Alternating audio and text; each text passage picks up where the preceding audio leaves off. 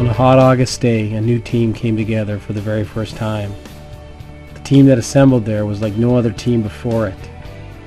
The members of this team had one goal: to win a championship. They knew the task in front of them would not be easy. They would have to work harder than they have ever worked before. They would have to overcome obstacles that seemed impossible. And they would have to become a band of brothers, each one willing to sacrifice for the next. On a cool day in November, their dream became a reality. This is their story, the story of the 2008 Vincent Massey Vikings. The first game of the season tested the Vikings immediately. Their starting quarterback was lost to a season-ending injury. The team was rattled, stunned. Despite this adversity, the team rallied from a 14-point deficit to come to within an extra point of tying the game. Tying didn't seem good enough, so after a failed 2-point conversion, the Vikings recorded their only loss of the year. What the Vikings didn't know at that time was that the road that lay ahead of them led to perfection. You will be queen. Though nothing will drive them away. We can be heroes just for one day. We can be us just for one day.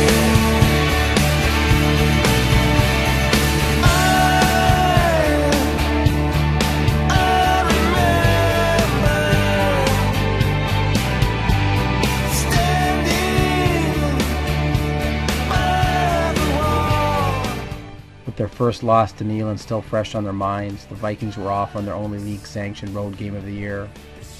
Park West Outlaws faced a determined Viking offense that unleashed 62 points, and they faced a punishing defense that recorded their first of 5 shutouts on the year. After the game, the Vikings had a clear sense of who they could be.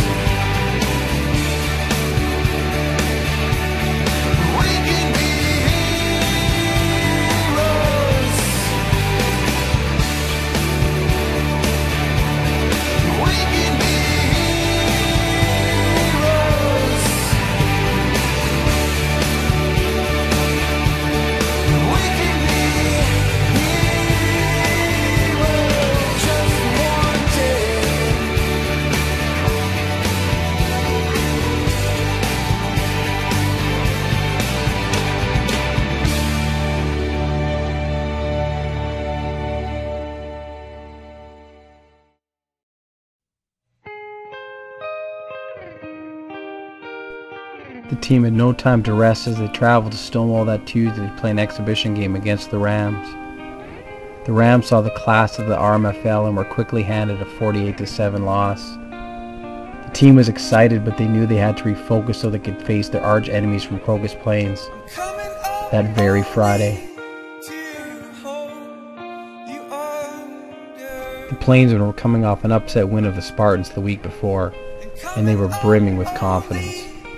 Like so many Viking teams before them, this team was not afraid, and they took the challenge Crocus presented head on. And on game day, the Plainsmen met a beast that quickly stomped out any hope they had of winning 2 consecutive games.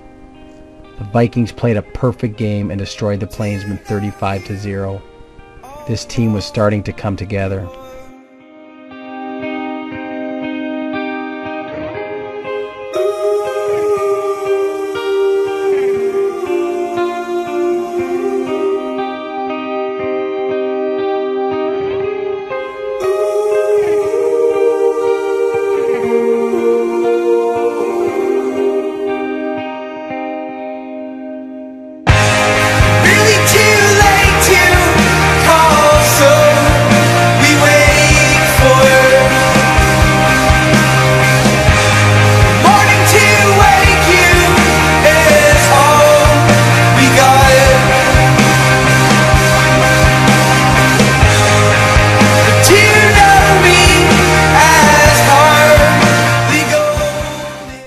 After another lopsided victory against Park West, the Vikings were to meet the Spartans in a pivotal matchup.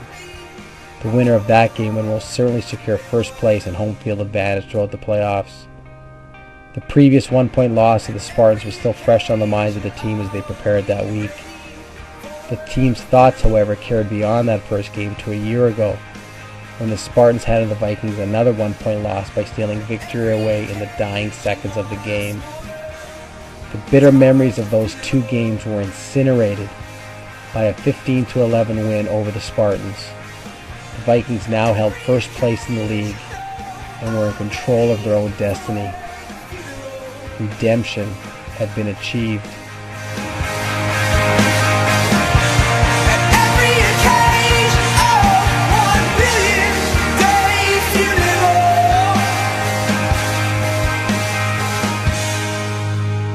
With only one regular season game left, the Vikings had only the Plainsmen standing in front of a first place finish. The last time a Viking team had finished the regular season in first place was in 2001. Chris Bauman was a senior.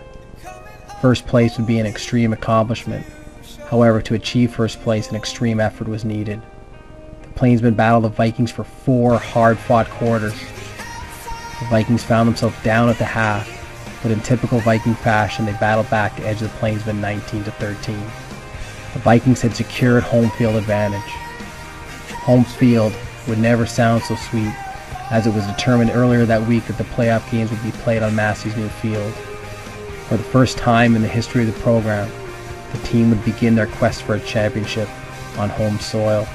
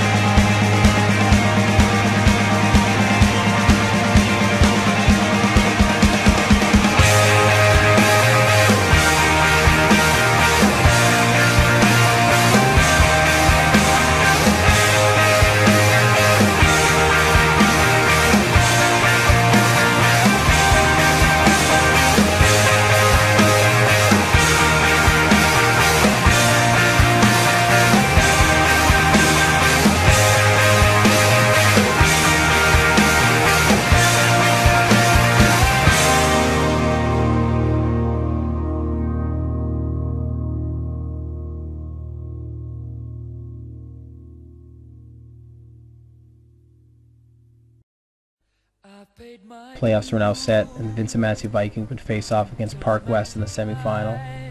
This game was not going to be as easy as the previous 2 games against the Outlaws, because the Vikings only decided to dress 22 players. This gave the eligible junior varsity players an opportunity to participate in the junior varsity provincial final the following day. Fewer players meant many players would be playing both ways. This could lead to more mistakes and a greater opportunity to get injured. The selfless act of the grade 11 and 12 players showed they had truly become a team. The Vikings dominated the game and beat Park West 39-0.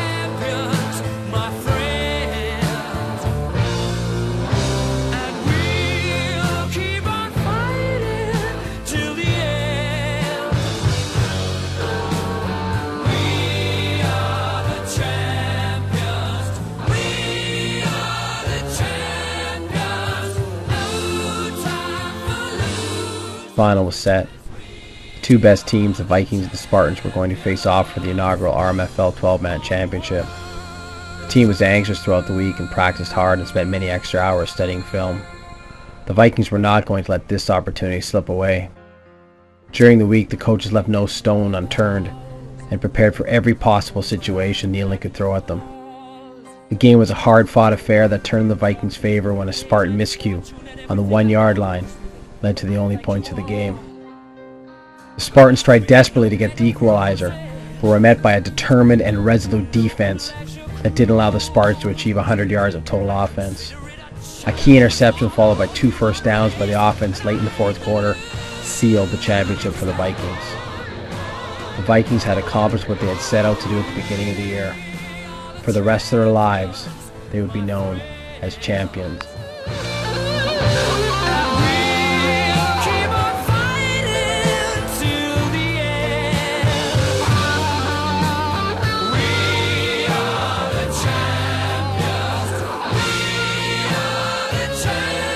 Although the team had achieved victory that day, the real victory came in the long hours of hard work and sacrifice in the weight room, running up and down the North Hill and on the practice field. It is in those times, the difficult times, that character is forged and a man learns the important lesson of perseverance. The team won a championship that day, but they gained so much more. They had accomplished something great and they could never go back to just being ordinary again. They had a new responsibility to take the lessons learned on the gridiron and use them to attack challenges they will face in their daily lives for the rest of their days. That is where true victory is found, and nobody will ever take that away from them.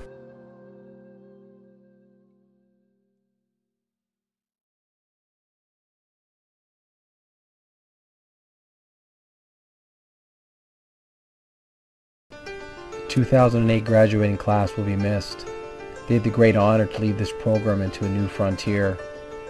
Their names: Dement, an undersized fireplug that would give his last ounce of blood for the team; Bazilowicz, a happy-go-lucky receiver who always had a smile on his face; Kennedy, a stay-at-home corner that never backed down from a fight; McClellan, a maverick that beats to his own drum and carries a big stick in case anybody has a problem with it; Bosch, a game saver, a quick learner who was even quicker on the field; Dane, a passionate player who willed himself and his teammates to get better every day; Brown, a punishing blocker that let his actions speak for himself; Hicks, a versatile player that never gave up; Doherty, a gamer that redefined the word determination; and Simpson, a throwback player to days when all you needed to play football was courage and a few good men to follow. These young men will be hailed forever as the graduates who took the Viking program into a new era. Their legacy will remain forever. Although they will be leaving, they will be passing the torch to a new generation of Vikings. Their names include Tatarin, Richards, Plato, and Kaluzniak. History will tell how they will be measured.